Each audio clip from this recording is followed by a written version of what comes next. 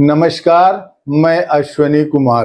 कोलकाता में 31 साल की एक मेडिकल छात्रा के साथ बलात्कार और हत्या के मामले की जांच अब सीबीआई करेगी। 8 अगस्त की इस घटना की जांच अभी तक कोलकाता पुलिस कर रही थी, लेकिन कोलकाता पुलिस ने इस मामले को सीबीआई के हवाले कर दिया है। RG Kar medical college and hospital की इस पीड़िता को न्याय मिले, इसके परिवार को न्याय मिले, इसके लिए जूनियर डॉक्टर हड़ताल पर हैं, आंदोलन कर रहे हैं। घटना का विवरण कुछ ऐसा है, जिसे लेकर जूनियर डॉक्टरों में बहुत गुस्सा है। मेडिकल कॉलेजों की सुरक्षा और डॉक्टरों के काम करने के घंटे से लेकर उनके आराम करने की जगह से जुड़े कई सारे मुद्दे भी इसमें शामिल हैं। सब एक दूसरे के पूरक भी हैं और जरूरी भी। उम्मीद है आप इस वीडियो को आखिर तक देखेंगे। अगर आप इस मामले को लेकर संजीदा और ईमानदार हैं तो आखिर तक देखेंगे, ऐसी उम्मीद रखता हूं।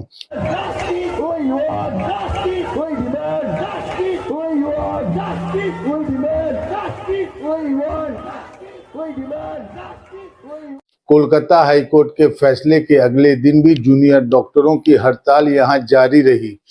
इनका नारा है नो सेफ्टी नो ड्यूटी। पश्चिम बंगाल के सारे सरकारी और प्राइवेट कॉलेजों के पीजी छात्रों के प्रतिनिधियों ने आंदोलन के भविष्य की रूपरेखा को लेकर कई घंटों की मीटिंग की है। इस बैठक में 35 कॉलेजों के जूनियर डॉक्टरों के प्रतिनिधि शामिल थे। पूरे दिन छात्रों ने विचार विमर्श किया और आंदोलन को जारी रखने का फैसला किया। छात्रों का कहना है कि यह गैंगरेप है। अभी तक कोई ठोस सबूत के साथ गिरफ्तारी नहीं हुई है। यह एक व्यक्ति का काम नहीं हो सकता। इमरजेंसी सेवाएं और ओपीडी चालू है। जूनियर डॉक्टरों ने मांग की कि संदीप घोष के खिलाफ इसलिए भी कार्रवाई हो कि इन्होंने एक टीवी चैनल के साथ बात करते हुए पीड़िता का नाम ले लिया, जो कि अपराध है। इसकी सजा प्रिंसिपल संदीप घोष को मिलनी चाहिए, जो प्रिंसिपल के पद से हटा दिए गए हैं। जूनियर डॉक्टर पेन डाउन पर हैं, यानी मरीज नहीं देख रहे हैं। डॉक्टर काम पर जाना चाहते हैं, लेकिन किसी मांग पर सही से पहल नहीं होने के कारण आंदोलन करने के लिए मजबूर हैं। बैठक चलती रही और पूरे दिन मेडिकल कॉलेज के बाहर जूनियर डॉक्टरों का संबोधन भी चलता रहा। RG Kar medical college and hospital के बाहर तो प्रदर्शन चल ही रहा था। कोलकाता और बंगाल के दूसरे सरकारी मेडिकल कॉलेजों में भी जूनियर डॉक्टर आंदोलन कर रहे हैं। Kolkata National Medical College, Chittaranjan Seva Sadan medical college से लेकर तमाम अन्य कॉलेजों में जूनियर डॉक्टर हड़ताल पर हैं, नारे लगा रहे हैं और अपने साथी के लिए इंसाफ की मांग कर रहे हैं।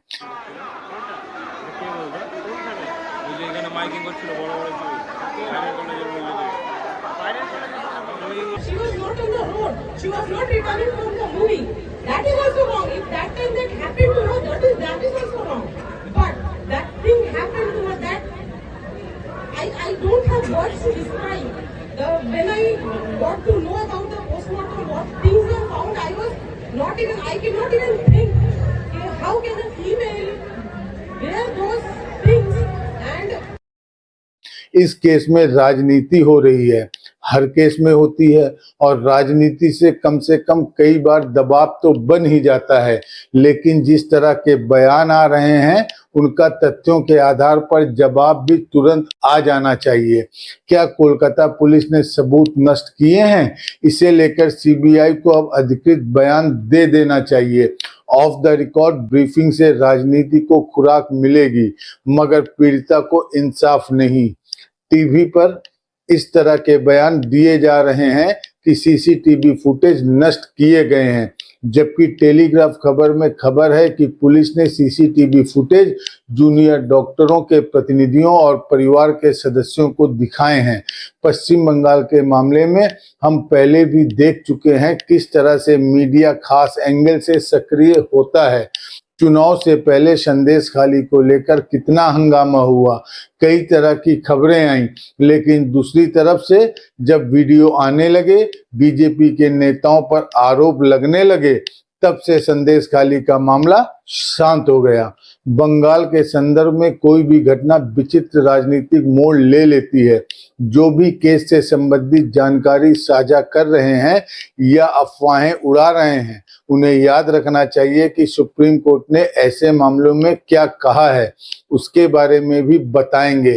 पहले सागरिका घोष का बयान सुन लेते हैं। कोलकाता में आरजी कौर हॉस्पिटल में जो घटना घटी है, ये अत्यंत दुर्भाग्यपूर्ण और भयंकर है।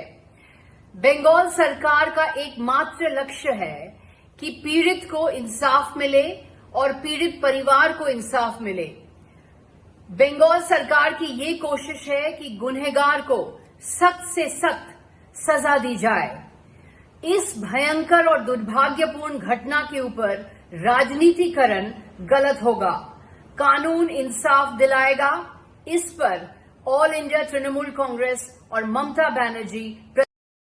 हम यह भी बताएंगे कि घटना की जानकारी मिलने पर मुख्यमंत्री ममता बनर्जी ने क्या किया, लेकिन राजनीति होने के नाम पर जूनियर डॉक्टरों के आक्रोश को अनदेखा नहीं किया जा सकता है। यह घटना हुई है, हत्या हुई है और पीड़िता के साथ बलात्कार हुआ है और उसके बाद उसकी हत्या की गई। इस तथ्य से कोई इनकार नहीं कर सकता। यह घटना बहुत भयानक है। एक जूनियर डॉक्टर का बलात्कार और हत्या उसी अस्पताल के भीतर हो, छात्रों का गुस्सा समझ आ सकता है। उनके आंदोलन के पीछे राजनीति देखते रहने के बजाय उनकी मांगों और गुस्से को समझना चाहिए, जो कि जायज है।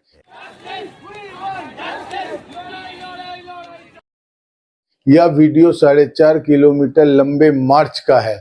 12 अगस्त को कोलकाता और बंगाल के सभी मेडिकल कॉलेजों के जूनियर डॉक्टरों के अलावा शहर के नागरिक भी इसमें शामिल हुए।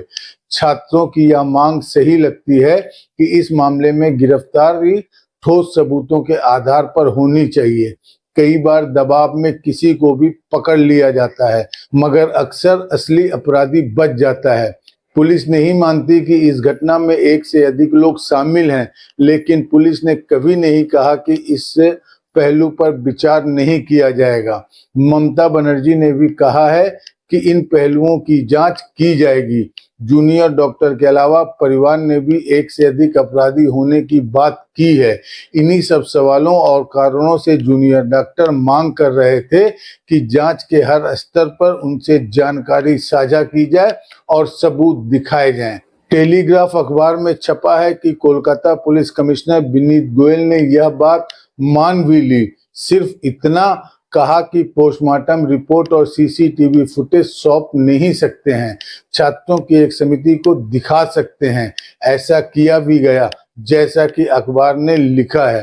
रविवार को कोलकाता पुलिस के एडिशनल कमिश्नर मुरलीधर शर्मा पीड़िता के परिवार से मिले और उन्हें भी सीसीटीवी फुटेज दिखाया गया। पोस्टमार्टम की रिपोर्ट दिखाई गई। यहाँ तक पुलिस ने परिवार के साथ पारदर्शिता बरती है, कम से कम इन रिपोर्ट से पता चलता है। परिवार ने भी मीडिया में बयान दिया है कि ऐसा ही किया गया। पोस्टमार्टम की रिपोर्ट दिखाई गई। जूनियर डॉक्टरों ने मांग की कि उनका कॉलेज जिस पुलिस अफसर के क्षेत्र में आता है उसे हटाया जाए। पुलिस कमिश्नर ने एसीपी का तबादला कर दिया। कोलकाता पुलिस ने जूनियर डॉक्टरों की यह मांग। पुलिस ने इन्वेस्ट रिपोर्ट और पोस्टमार्टम रिपोर्ट दोनों ही परिवारों के साथ साझा की है।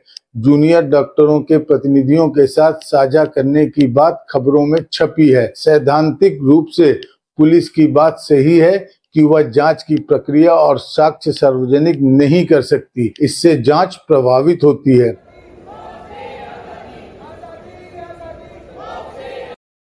– 2018 में सुप्रीम कोर्ट ने बलात्कार पीड़ित का नाम या पहचान उजागर करने पर पूर्ण प्रतिबंध लगा दिया था।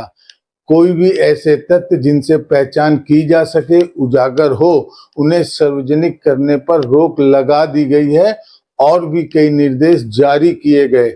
2020 की गृह मंत्रालय की बलात्कार के मामले में जांच को लेकर एक गाइडलाइन है।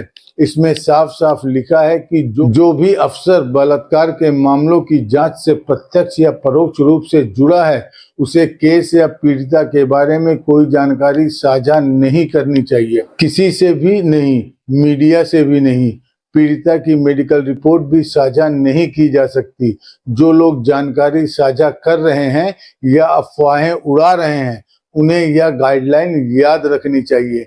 अगर कोई पोस्टमार्टम की रिपोर्ट वायरल कर रहा है तो वह गलत कर रहा है, आप भी मत कीजिए। टेलीग्राफ ने कोलकाता के पुलिस कमिश्नर विनय गोयल का बयान है कि इस घटना को लेकर कई तरह की अफवाहें चल रही हैं, जैसे एक से ज्यादा लोग शामिल थे, किसी को बचाने की कोशिश हो रही है, 3 लोगों का वीर मिला है, सब तरह की कहानियां चल रही हैं। ये सब अफवाहें हैं। हमने इस बारे में डॉक्टरों को बताया है। डॉक्टरों की पोस्टमार्टम रिपोर्ट दिखाने की मांग पर गोयल ने कहा, रिपोर्ट परिवार को दिखाई जा चुकी है। सीसीटीवी फुटेज दिखाने की मांग पर उनका कहना था कि ऐसा करना सर्वोच्च न्यायालय के निर्देशों के खिलाफ होगा। हम अफवाहों की डिटेल और उनके खंडन के बारे में नहीं बता सकते। इससे होता यह है कि डिटेल सार्वजनिक हो जाती है। सुप्रीम कोर्ट की गाइडलाइन ऐसा करने से रोकती है। एक और अफवाह फैला दी गई कि कॉलेज का सेमिनार रूम तोड़ा गया है, जहां पीड़िता आराम करने गई थी और जहां उसके साथ बलात्कार की घटना हुई और उसकी हत्या कर दी गई। सबूतों को मिटाने के लिए ऐसा किया जा रहा है। ये हंगामा चला। आरजीकर मेडिकल कॉलेज के बाहर इस वक्त छात्र धरने पर बैठे हैं। सेमिनार रूम नहीं तोड़ा गया है। महिला जूनियर डॉक्टर के लिए जगह बनाई जा रही है, जिसके लिए पास में ही एक कमरे का दरवाजा तोड़ा गया। लेकिन यह अभी क्यों किया जा रहा था? इससे यह धारणा जरूर फैल गई कि सबूत मिटाने की कोशिश तो बलात्कार के मामले में मीडिया ट्रायल ना हो, इसके लिए सुप्रीम कोर्ट की गाइडलाइन बहुत व्यापक है। रही बात राज्य सरकार की भूमिका या नाकामी की, तो उस पर आप बिल्कुल बात कर सकते हैं। जैसे पत्रकार तमाल शाह ने अपने इस यूट्यूब चैनल एनटीटी में दिखाया है कि घटना के पहले अस्पताल के गेट पर 2 ही सुरक्षाकर्मी तैनात थे। बाद में इनकी संख्या बढ़ाकर 9 कर दी गई। इससे अंदाजा मिलता है कि घटना क्यों हुई होगी। एयरपोर्ट से लेकर अस्पतालों की सुरक्षा निजी हाथों में सौंपी जा रही है, इसलिए अंदर आने वालों के भीतर पुलिस को लेकर जिस तरह का भय होता है, शायद वैसा भय नहीं रहा हो। आरोपी कितनी आसानी से अंदर चला गया होगा। सभी तमालशाह ने गिरफ्तार आरोपी के बैकग्राउंड का भी व्यापक विश्लेषण किया है। वो पोर्नोग्राफी के वीडियो देखा करता था, कई वीडियो मिले हैं और शराब के नशे में था। आप एनटीटी वीडियो यूट्यूब चैनल पूरा देख सकते हैं। His phone had a full-fledged stock of all kinds of porn videos. Some were even incestuous. तो पत्रकार तमाल शाह ने सरकार की कमजोरी भी दिखाई है और ट्विटर पर जाकर उन अफवाहों का खंडन भी किया है जो फैलाई जा रही है कि पुलिस ने पहले सुसाइड बताया था, जो कि सही नहीं है। बहरहाल कॉलेज के भीतर पीजी छात्रा के साथ ऐसी घटना हो जाए, प्रदर्शन पर बैठे छात्रों का गुस्सा कहीं गलत नहीं है। जहां आपको सबसे अधिक सुरक्षित महसूस होना चाहिए, ये वहीं आप नहीं हैं। इसकी जवाबदेही प्रिंसिपल पर आती है, इसलिए प्रिंसिपल को हटाने या इस्तीफा देने या उनसे लिखित रूप से माफी मांगने की मांग जायज लगती है इस वक्त। मगर इस मामले में ममता बनर्जी से गलती हुई है। गो बैक का नारा नेशनल मेडिकल कॉलेज के जूनियर डॉक्टर लगा रहे हैं। संदीप घोष को आरजीकर मेडिकल कॉलेज से हटाकर इसी नेशनल मेडिकल कॉलेज में भेजा गया है। National Medical college RG Kar medical college से 7-8 किलोमीटर की दूरी पर है। एक ऐसे वक्त में जब जूनियर डॉक्टर आंदोलन पर हैं, तो हटाए गए व्यक्ति को तुरंत प्रिंसिपल के पद पर स्थापित करना सही नहीं था। टेलीग्राफ अखबार ने लिखा है कि संदीप घोष का RG Kar medical college and hospital से 2 बार तबादला हुआ था, मगर रुक गया। इस वजह से भी उनके पीछे राजनीतिक समर्थन होने का आरोप लग रहा है। हाई कोर्ट ने प्रिंसिपल संदीप घोष को छुट्टी पर भेज दिया और अगले निर्देश तक प्रिंसिपल के पद पर नहीं रह सकते।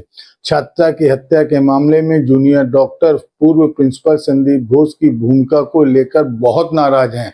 प्रशासनिक कार्यों में उनके व्यवहार के अलावा इस बात से भी कि उन्होंने पीड़िता के परिवार से क्यों कहा कि यह आत्महत्या का मामला है।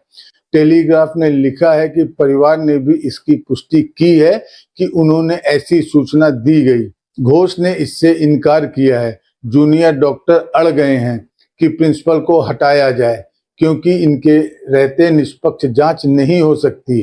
कोलकाता हाईकोर्ट ने पूछा भी कि घोष को दोबारा नियुक्त किया गया तो सरकार के एक अधिकारी ने कहा घोष एक योग्य प्रशासक थे और उनकी सेवाएं किसी और जगह इस्तेमाल हो सकती थी।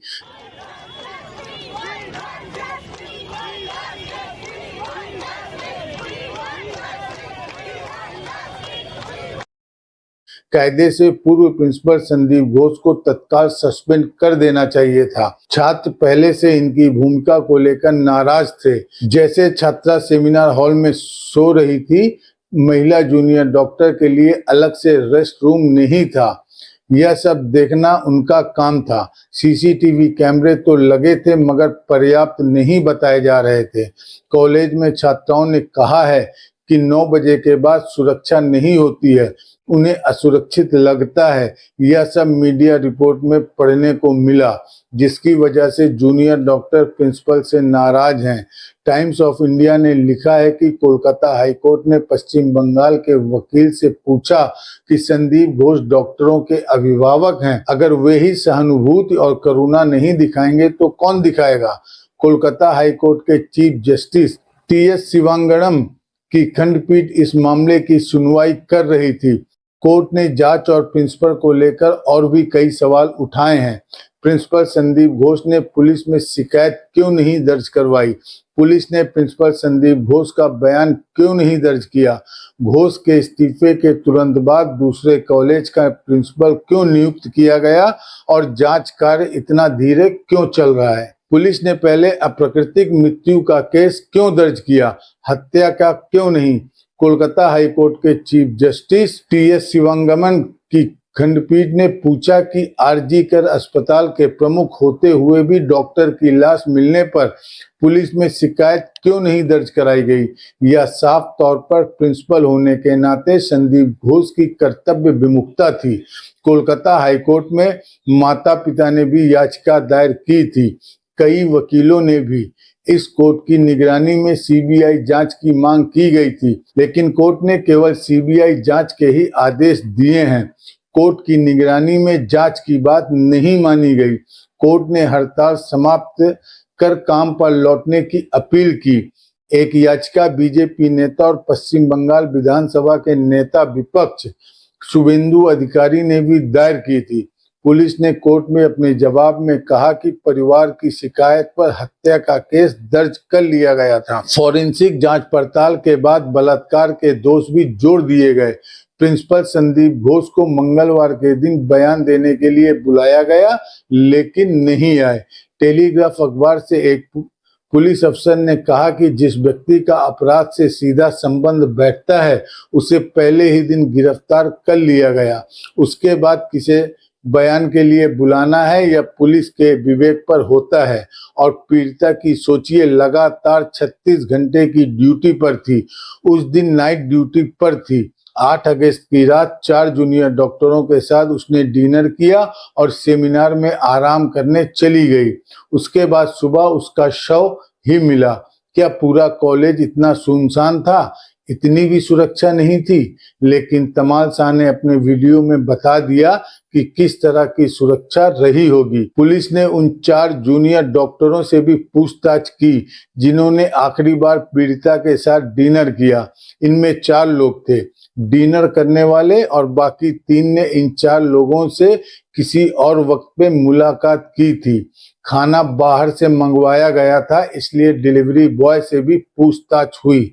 घटना 8 अगस्त की रात की है और उसके अगले ही दिन 9 अगस्त को एक आरोपी संजय राय को गिरफ्तार किया गया। गिरफ्तार आरोपी संजय राय कोलकाता पुलिस के साथ काम करने वाला वॉलेंटियर था। यह पीड़िता को काफी परेशान करता था। उसके फोन पर पीड़िता का नंबर सेव है। ऐसी रिपोर्ट भी पढ़ने को मिली है। आरोपी संजय राय की गिरफ्तारी सीसीटीवी फुटेज के आधार पर की गई। यह फुटेज परिवार और जूनियर डॉक्टरों की समिति को दिखाया गया है, दिया नहीं गया है। शनिवार को जब यह घटना सामने आई, उसी दिन मुख्यमंत्री ममता बनर्जी ने एक न्यूज चैनल से फोन पर कहा कि अगर जूनियर डॉक्टर और परिवार को लगता है कि इसकी जांच सीबीआई से होनी चाहिए तो वो सीबीआई को सौंपने के लिए तैयार हैं। जबकि पश्चिम बंगाल सरकार और सीबीआई के बीच राजनीतिक झगड़ा चलता रहा है। बंगाल की राजनीति में केंद्र की जांच एजेंसियों का किस तरह से इस्तेमाल होता रहा है, यह बताने का समय अभी नहीं है। तब भी ममता बनर्जी ने सीबीआई जांच की बात पहले ही दिन कर दी। उसके बाद रविवार को कोलकाता पुलिस कमिश्नर विनय गोयल अपने सारे वरिष्ठ अधिकारियों के साथ जूनियर डॉक्टरों के बीच गए। अखबारों ने लिखा है कि कई घंटे तक रहे और उनके साथ बात की और पुलिस की जांच के बारे में 12 अगस्त को यानी सोमवार को ममता बनर्जी ने पीड़िता के परिवार से घर जाकर मुलाकात की और यही दोहराया कि उन्हें सीबीआई का ट्रैक रिकॉर्ड मालूम है। कई केस में सीबीआई कुछ भी नहीं कर सकी, मगर जूनियर डॉक्टर और परिवार चाहते हैं तो सीबीआई को जांच सौंप दी जाएगी। मुख्यमंत्री ममता बनर्जी ने खुद ही कोलकाता पुलिस को रविवार तक का समय यानी 18 अगस्त तक का कि अगर जांच पूरी नहीं हुई, दोषियों को नहीं पकड़ा गया तो केस सीबीआई को सौंप देंगी। छात्रों ने मांग की कि दोषियों को फांसी दी जाए, जिसे ममता ने तुरंत मान लिया था। যেই জড়িত থাক তাকে ইমিডিয়েট শাস্তি দিতে হবে এবং আমরা চাই এই কেসটা ফাস্ট ট্র্যাক কোর্টে হোক। ফাস্ট ট্র্যাক কোর্টে হলে জুডিশিয়াল প্রসেসটা তাড়াতাড়ি হবে এবং তাতে আমরা ফাঁসির দাবি জানাবো। কারণ কিছু মনে রাখবেন, কিছু লোক এখনো সামাজিক অবক্ষয়ের মধ্যে আছেন, সামাজিক মূল্যবোধটাকে ভুলে গেছেন। মেয়েদের গায়ে হাত দেওয়া যে কত বড় অপরাধ এবং তার সাথে যে অত্যাচার করেছে বা তাকে যেভাবে খুন করেছে, আমি আশ্চর্য হয়ে যাচ্ছি। ওখানে নার্সরা ছিলেন, ওখানে ওদের সিকিউরিটি ছিলেন, সবাই ছিল, কিন্তু কি করে এই ঘটনা ঘটলো এটা এখনো আমি ঠিক বুঝতে পারছি না। পুলিশকে আমি বলেছি, বাবা মাও যেটা আমাকে বলেছেন যে ওদের ভেতরেই কেউ আছে। যদি ভেতরে কেউ থাকে, কারো প্রতি সন্দেহ হয়, যারা ছিল, যারা ওর বন্ধু বান্ধব, তাদেরকে সবাই। ममता बनर्जी ने परिवार से मुलाकात के बाद बाहर आकर यह बयान दिया। उनकी सारी मांगे मान ली और पुलिस से कहा कि जो भी परिवार कह रहा है उन सभी पहलुओं की जांच कीजिए। जूनियर डॉक्टर फांसी की सजा की मांग कर रहे थे। ममता बनर्जी ने वह भी मांग मान ली। कई लोग को इससे ऐतराज हो सकता है कि फांसी की सजा की बात सही नहीं है। बीजेपी ने ममता सरकार पर सवाल उठाए। बंगाल में जो हो रहा है वो सरकारी आतंक का खौफनाक सच है। जो एक डॉक्टर के साथ बदसलूकी से जो बलात्कार हत्या हुआ, आप उसकी ठीक से पोस्टमार्टम नहीं कराते हैं, आप इंक्वेस्ट रिपोर्ट ठीक से नहीं बनाते हैं। डॉक्टर अजीब प्रकार की बातें कर रहे हैं, कुछ लोग सुसाइड की बात कर रहे हैं। क्या मतलब है इसका? कम से कम मरे हुए को भी न्याय नहीं देने की कोशिश करोगे? बिल्कुल। हम डिमांड करते हैं सीबीआई इंक्वायरी, जो वहां की भाजपा ने कहा है। और ममता जी, आप बार बार सीबीआई से भागती हैं, कम से कम एक मरी हुई डॉक्टर की नृशंस हत्या। इस केस में बंगाल सरकार से हर नाराजगी वाजिब है, लेकिन यह भी नोट करना चाहिए कि ममता बनर्जी परिवार से मिलने गई। पुलिस कमिश्नर ने छात्रों से मुलाकात की। आप याद कीजिए, जब मणिपुर में एक महिला को नग्न कर दौड़ाया गया तब प्रधानमंत्री ने बयान देने में इतनी देरी की, और जब बयान दिया तब क्या किया? विपक्ष की एक सरकार का नाम ले लिया कि वहां भी ऐसा होता है। ममता बनर्जी ने ऐसा नहीं किया, कहा, बल्कि परिवार की मांग मानी और बाहर आकर बयान दिया कि अगर पुलिस 18 अगस्त तक केस नहीं सुलझाती तो इस केस को सीबीआई के हवाले कर देगी। यूपी के हाथरस में 123 लोग कुचलकर मारे गए, इनमें ज्यादातर महिलाएं थी और बच्चे थे। वह बाबा आज तक गिरफ्तार नहीं हुआ। क्या रविशंकर प्रसाद इंसाफ दिला सकेंगे? इसलिए इस राजनीति को गोदी मीडिया के लिए छोड़ देते हैं। राहुल गांधी ने लिखा है कि कोलकाता में जूनियर डॉक्टर के साथ बलात्कार और हत्या की विभत्स घटना से पूरा देश स्तब्ध है। उसके साथ हुए क्रूर और अमानवीय कृत्य की परत दर परत जिस तरह से खुलकर सामने आ रही है, उसे डॉक्टर्स कम्युनिटी और महिलाओं के बीच असुरक्षा का माहौल है। पीड़िता को न्याय दिलाने की जगह आरोपियों को बचाने की कोशिश अस्पताल और स्थानीय प्रशासन पर गंभीर प्रश्न खड़े करता है। इस घटना ने सोचने पर मजबूर कर दिया कि अगर मेडिकल कॉलेज जैसी जगह पर डॉक्टर सेफ नहीं है तो किस भरोसे अभिभावक अपनी बेटियों को पढ़ने बाहर भेजें। निर्भया केस के बाद बने कठोर कानून भी ऐसे अपराधों को रोक पाने में असफल क्यों हैं? हाथरस से उन्नाव और कठुआ से लेकर कोलकाता तक महिलाओं के खिलाफ लगातार बढ़ती घटनाओं पर हर दल हर वर्ग को मिलकर गंभीर विचार विमर्श कर ठोस उपाय करने होंगे। संजय रॉय कोलकाता का वो दरिंदा जिसने एक डॉक्टर के साथ वो दरिंदगी की जिससे इस देश भर में लड़कियां सिहर उठी। उसको अपने किए पर कोई पछतावा, कोई अफसोस नहीं है। वो कहता है जो सजा देनी है दे दो। संजय नागरिक स्वयंसेवक कर्मचारी था, संविदा पर कार्यरत था। संजय को शराब की बुरी लत थी और हिंसक पॉर्न देखने का वो आदी था। इस वहशी ने 4 शादियां की। पहली 3 पत्नियां छोड़कर चली गईं और चौथी की कैंसर से मौत हो गई। तो संभवतः वो अपनी पत्नियों के साथ भी यही क्रूरता, यही दरिंदगी करता होगा। लेकिन संजय जैसे जानवरों को ये क्यों लगता है कि वो एक औरत के साथ कुछ भी कर सकते हैं? उनको क्यों लगता है कि एक औरत का दमन, एक औरत का शोषण, एक औरत के शरीर को नोचना, उसके साथ जोर जबरदस्ती करना उनका जन्मसिद्ध अधिकार है? हम क्यों नहीं वो नजीर बना पाते हैं जिससे ऐसे लोगों की रूह कांप जाए? औरत किसी भी धर्म, किसी भी जाति, तबके, वर्ग की हो, उसके साथ गलत करने की हिम्मत इन जैसे दरिंदों में आती कहां से है? और गलती सिर्फ रेप की नहीं है। गलती एक लड़की का पीछा करना है, गलती एक लड़की को देखकर सीटी बजाना है, गलती एक लड़की के दुपट्टे को खींच देना है, गलती है सड़क चलती लड़की पर फप्तियां कसना, गलत है मोहब्बत के इजहार को ठुकराने के बाद भी लड़की की नाक में दम करके रखना, गलत है पत्नी से जबरन सेक्स करना, गलत है बेटी को चुप रहने की हिदायत देना, गलत है एक लड़की के साथ हुई ज्यादती के बाद शर्म का सारा बोझ और इज्जत का सारा बोझ उसके सिर पर लाद देना, और औरत जब सवाल उठाए तो उसके चरित्र पर सवाल उठा देना। गलत है दफ्तरों में महिलाओं का कम होना और उनके साथ ऑफिसेज में भेदभाव होना। गलतियां बहुत सारी हैं, पर क्या इस देश में आधी आबादी के खिलाफ गुनाह कभी कम होंगे?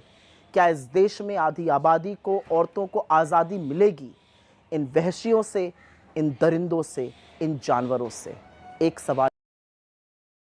हम आपको यह भी ध्यान दिलाना चाहते हैं कि यह मामला बलात्कार का है, हत्या का है, इसलिए हम पीड़िता का नाम नहीं ले रहे हैं, न परिवार की पहचान बता रहे हैं। अगर आपके पास ऐसी जानकारी है तो आप भी साझा मत कीजिए। हमने ग्राउंड से रिपोर्टिंग नहीं की है, कुछ अखबारों का अध्ययन किया है, उसके आधार पर जानकारी दे रहे हैं। अखबार ने भी अपने संपादकीय में गंभीर सवाल उठाए हैं, जैसे कि टेलीग्राफ अखबार ने लिखा है कि फॉरेंसिक विशेषज्ञों का मानना है कि 1 से अधिक अपराधी थे। क्या पुलिस आगे की जांच कर रही है? भले ही पुलिस बहुत अधिक विवरण न देना चाहे, लेकिन डॉक्टरों का भरोसा प्राप्त भी नहीं कर सकी। यह एक ऐसी त्रासदी है जो टाली जा सकती थी, जिसके लिए अस्पताल अधिकारी और पुलिस दोनों ही दोषी हैं। डॉक्टर का अकल्पनीय सदमा, पीड़ा और दर्द, और अब उसके परिवार का कष्ट किसी भी कीमत पर नहीं होना चाहिए था। टेलीग्राफ की संपादकीय के बाकी हिस्से की भी बात करेंगे, लेकिन पुलिस और जांच प्रक्रिया पर भरोसा इतना कम है, किसी का भी होना भी चाहिए कि अफवाहें उड़ने लग जाती हैं। ये नहीं होना चाहिए। ध्यान रहे, एक जूनियर डॉक्टर के साथ बलात्कार और उसकी हत्या का मामला है, जिसके इंसाफ के लिए देश के कई मेडिकल कॉलेजों कि जूनियर डॉक्टर हड़ताल से लेकर धरना प्रदर्शन कर रहे हैं। अब आप सोचिए कि आम मामले में क्या होगा, बल्कि ऐसे कई मामलों में कोई ध्यान नहीं देता। तो कुल मिलाकर आप चाहे कमजोर हो या उच्च वर्गीय हो, व्यवस्था के सामने सब एक समान पीड़ित हैं। तब जाकर हाई कोर्ट में सुनवाई होती है, लेकिन हर केस में तो ऐसा नहीं होता है। डॉक्टरों को भी इतनी आसानी से यह सब हासिल नहीं हुआ। ध्यान रखना चाहिए कि अभी तक वे प्रक्रिया की लड़ाई लड़ रहे हैं, इंसाफ नहीं मिला है। टेलीग्राफ अखबार ने अपने संपादकीय में सरकार की गलतियों और कमियों का विस्तार से लिखा है। हम उसका हिंदी अनुवाद कर रहे हैं। हमला अस्पताल के सेमिनार हॉल में हुआ, जब पीड़िता अपने 36 घंटे की ड्यूटी के दौरान वहां आराम कर रही थी। इस अपराध ने अस्पताल में सुरक्षा की कमी और अन्य खामियों को उजागर कर दिया, जो अन्य सरकारी अस्पतालों के बारे में भी सच हो सकता है। वे वरिष्ठ डॉक्टरों के साथ अस्पताल अधिकारियों की अपनी जूनियर की सुरक्षा के प्रति लापरवाही और रात की ड्यूटी पर महिलाओं के प्रति गैर जिम्मेदाराना बर्ताव की ओर इशारा करते हैं। अस्पताल में पर्याप्त क्लोज सर्किट टेलीविजन कैमरे नहीं थे और कोई ऑन कॉल रूम नहीं था जहां डॉक्टर सुरक्षित रूप से आराम कर सके। ना तो अस्पताल के सुरक्षाकर्मी और ना ही आरोपी के पास से गुजरे 2 नर्स स्टेशनों में से किसी ने उनसे पूछा कि वह सुबह 3 बजे शराब पीने के बाद वहां क्या कर रहा था। कैमरों से पता चला कि वह 11 बजे पहले ही अंदर और बाहर आ चुका था। यह सब कैसे संभव हुआ? प्रदर्शनकारी डॉक्टरों का कहना है अस्पताल में किसी की भी प्रवेश की अनुमति है और 9 बजे के बाद कोई सुरक्षाकर्मी अस्पताल द्वार पर नहीं रहता। आरोपी एक जाना पहचाना आदमी था, क्योंकि वह सिविक वॉलंटियर के नाते अक्सर अस्पताल में पुलिस चौकी पर ड्यूटी पर रहता था। उसने पुलिस कल्याण सेल में शामिल होकर इस नौकरी को पाने के लिए अपने कनेक्शन का इस्तेमाल किया। पहले वह आपदा प्रबंधन ग्रुप में था। कथित तौर पर वह झूठे वादे करके मरीजों के परिवारों से पैसा ऐंठने जैसी संदिग्ध गतिविधियों में संलिप्त था। क्या पुलिस यह सब नहीं जानती थी? महिला डॉक्टरों की सुरक्षा पर भी बात जरूरी है। इस घटना के असर में उन्हें दोष देने का काम हो सकता है, जो कि पूरी तरह बकवास है। अपने कॉलेज में आप अगर किसी के लिए तय करें कि इतने समय के बाद बाहर नहीं आना चाहिए, ऐसे ऐसे रहना चाहिए, तो उससे बुरा कुछ भी नहीं।